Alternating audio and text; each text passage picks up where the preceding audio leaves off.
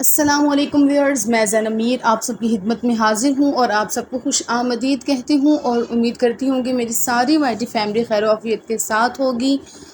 آج ہم اپنا سبق ابتدا کریں گے تلک الرسل پارہ سورۃ آل عمران کی آیت مبارکہ نمبر 49 سے۔ سبق کی ابتدا کرتے ہیں۔ اعوذ باللہ من الشیطان الرجیم، بسم اللہ الرحمن الرحیم۔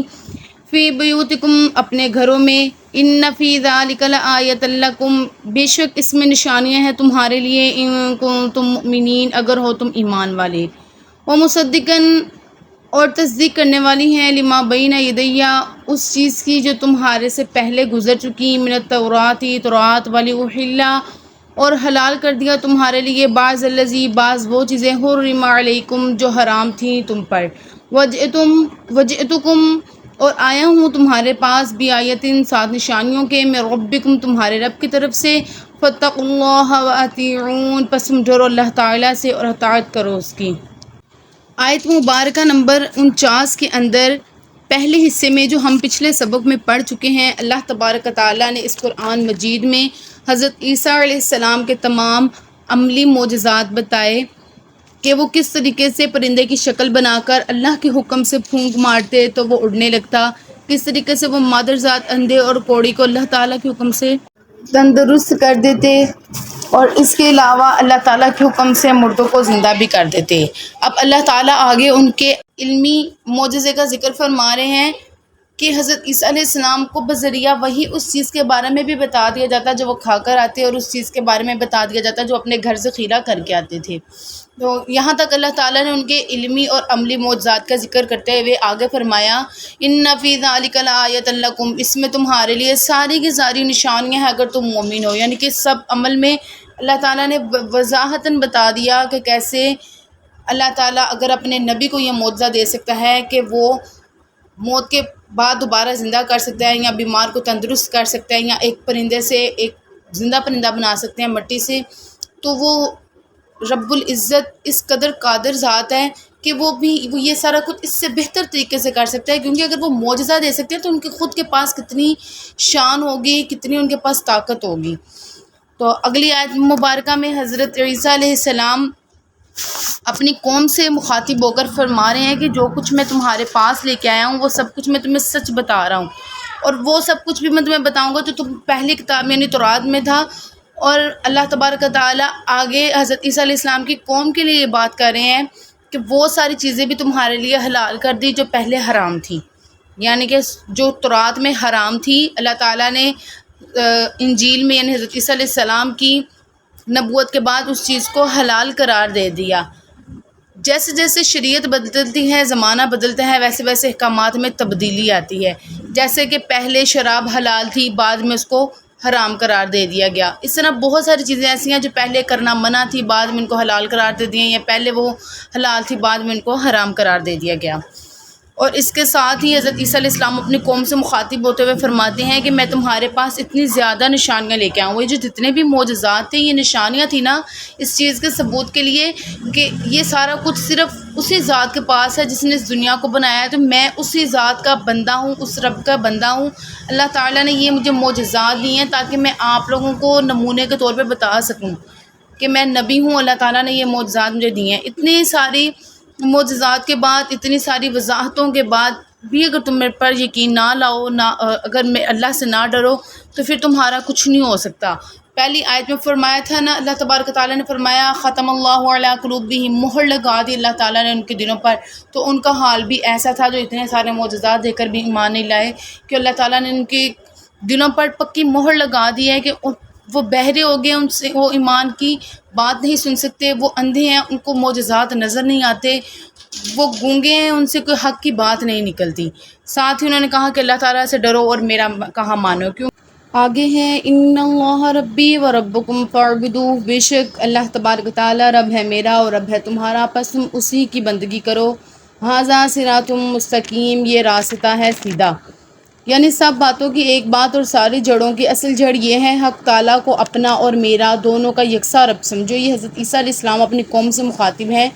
یعنی باپ بیٹے کا رشتہ میرے اور اللہ کے درمیان قائم نہ کرو اور اسی کی بندگی کرو۔ سیدھا راستہ رضا الہی تک پہنچنے کا یہی ہے کہ توحید، تقویٰ اور اطاعت رسول تمہارے اندر موجود ہو۔ آگے ہے فلما احس عیسیٰ، پھر جب معلوم کیا حضرت عیسیٰ علیہ السلام نے منہم الکفر، اپنی بنی اسرائیل کا کفر، قال من انصاری الی اللہ، فرمایا کون ہے جو میری مدد کرے گا اللہ تعالیٰ کی راہ میں؟ قال الحواریون، کہا حواریوں نے نحن انصار اللہ، ہم مدد کرنے والے ہیں اللہ تعالیٰ کی، آمنا باللہ، ہم ایمان لائے اللہ تعالیٰ پر، واشہد بأننا مسلمین، اور تم گواہ رہنا کہ ہم نے حکم قبول کیا۔ یعنی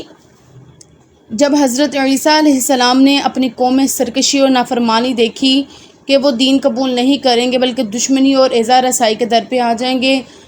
تو انہوں نے اپنی قوم سے مخاطب کرتے ہوئے فرمایا کہ کون ہے جو میرا ساتھ دے گا اور دین الہی کو رواج دینے میں میری مدد کرے گا۔ اللہ تعالیٰ کی مدد کرنا کیا ہے؟ اللہ تعالیٰ کی مدد کرنا یہی ہے کہ اس کے دین اور آئین اور پیغمبروں کی مدد کی جائے، جس طرح انصار مدینہ نے اپنے پیغمبر صلی اللہ علیہ وسلم اور دین حق کی مدد کر کے دکھلائی۔ تو حواریوں نے کہا کہ ہم مدد کریں گے اللہ تعالیٰ کے دین پھیلانے میں۔ تو یہاں سوال یہ پیدا ہوتا ہے کہ حواری کون لوگ تھے اور یہ لقب ان کا کس وجہ سے ہوا؟ اس میں علماء کے بہت اقوال مشہور ہیں۔ ایک قول ہے کہ پہلے دو شخص جو حضرت عیسیٰ علیہ السلام کے تابع ہوئے وہ دھوبی تھے اور کپڑے صاف کرنے کی وجہ سے حواری کہلاتے تھے۔ حضرت عیسیٰ نے ان کو کہا کہ کپڑے کیا دھوتے ہو، اور میں تم کو دل دھونے سکھا دوں، اور وہ حضرت عیسیٰ علیہ السلام کے ساتھ چل پڑے۔ پھر ایسے سب آدمیوں کا یہی لقب پڑ گیا۔